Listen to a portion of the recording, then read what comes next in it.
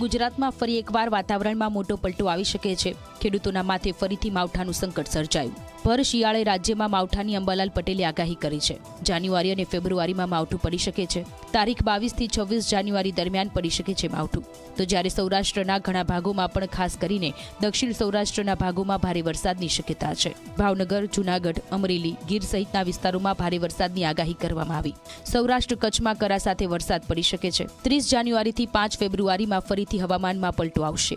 13 ફેબ્રુઆરીએ પણ હવામાનમાં પલટો આવી શકે છે। સમગ્ર ગુજરાતમાં વાદળછાયું વાતાવરણ જોવા મળશે।